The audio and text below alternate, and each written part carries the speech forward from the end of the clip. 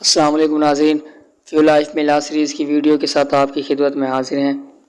ناظرین، اس ویڈیو میں ہم آپ کو ترکی کے قانون کی تاریخ بتائیں گے، تو چلتے ہیں ویڈیو کی جانب۔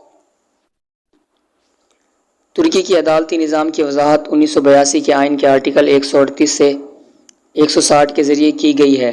شہری اور فوجی دائرہ اختیار الگ الگ ہیں، جبکہ فوجی عدالتیں عام طور پر صرف فوجی جوانوں کی آزمائش کرتی ہیں۔ وہ مارشل لا کے موقع پر اور فوجی خدمات سے متعلق معاملات میں عام شہریوں کو بھی آزما سکتے ہیں۔ ترکی کا عدالتی نظام مکمل طور پر بر اعظم یورپ کے نظام کے ساتھ مربوط ہو گیا ہے۔ مثال کے طور پر ترک سول کوڈ میں بنیادی طور پر سوئس سول کوڈ اور ذمہ داریوں کے ضابطہ اور جرمن تجارتی کوڈ کو شامل کر کے ترمیم کی گئی ہے۔ انتظامیہ کوڈ میں اس کے فرانسیسی ہم منصب اور جزوی ضابطہ اس کے اطالوی ہم منصب کے ساتھ مماثلت رکھتا ہے۔ قانونی پیشہ: ترکی میں قانونی پیشے کے ممبروں کے لیے عمومی اصطلاح حقوق ہے۔ ترکی میں کوئی بھی مرد یا عورت کسی یونیورسٹی میں لا فیکلٹی سے فارغ التحصیل ہونے کے بعد ای کورٹ، وکیل کے قانون یا بیرسٹر، حکیم، یارگی، جج، پروسیکیوٹر یا نوٹری بن سکتے ہیں۔ انٹرنشپ کی شرائط کے بعد الگ الگ قانون میں متعین، تاہم ججوں اور پروسیکیوٹرز کے لیے ٹریننگ کا لقب حاصل کرنے سے پہلے انہوں نے تحریری امتحان پاس کرنا ہے، جس کا امتحان طالب علمی سلیکشن اینڈ پلیسمنٹ سینٹر ترکی کے ذریعے ہوتا ہے، اور ایک انٹرویو جس میں بنیادی طور پر مشتمل کمیٹی ہے جس میں جج اور وکلاء شامل ہیں۔ نجی وکلاء انٹرنشپ کا 1 سال گزارتے ہیں اور پھر بار ایسوسی ایشن اور ترکی بار ایسوسی ایشن میں شامل ہو جاتے ہیں۔ تمام ترک وکلاء کو عدالت میں سیاہ پوش لباس پہننے کی ضرورت ہے۔ ججز: ترکی کا عدالتی نظام جوری کے تصور کو تسلیم نہیں کرتا۔ فوجداری اور شہری دونوں ہی مقدموں کی سماعت کا فیصلہ ایک جج یا عام طور پر 3 ججوں کے ایک پینل کے ذریعے کیا جاتا ہے۔ جج کو اپنے فیصلوں کو قانون اور ان کی سزا کی بنیاد پر رکھنا پڑتا ہے۔ جج ایک لا اسکول گریجویٹ بھی ہیں اور ان میں سے ایک بھی ہو سکتا ہے۔ فوجداری جج سرخ کالر کے ساتھ سیاہ پوش لباس پہنتا ہے۔ سول جج سبز کالر کے ساتھ کالے رنگ کا لباس پہنتا ہے۔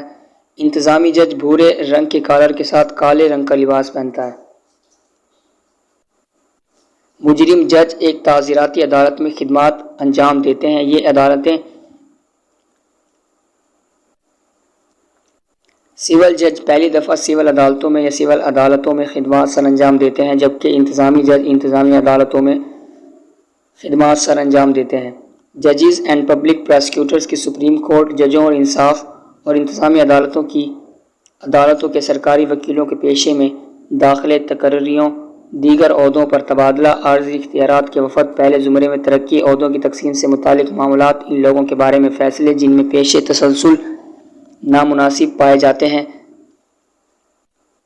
آئینی ترمیم جو 2010 میں ہوئی تھی کے بعد ججوں استغاثہ کی اعلیٰ کونسل کی تشکیل مکمل طور پر تبدیل کر دی گئی۔ اس وقت یہ 22 ممبروں پر مشتمل ہے۔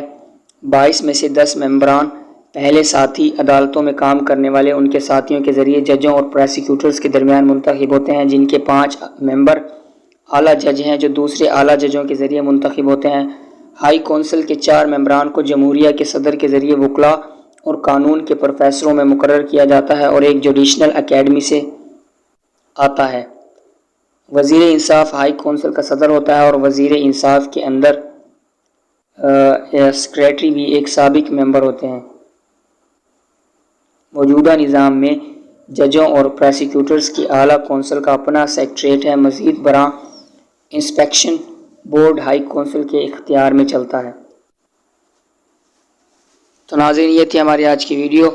اگلی ویڈیو میں ہم آپ کو ترکی کے مزید قانون کی تاریخ بتائیں گے۔ تب تک کے لیے اجازت، اللہ حافظ۔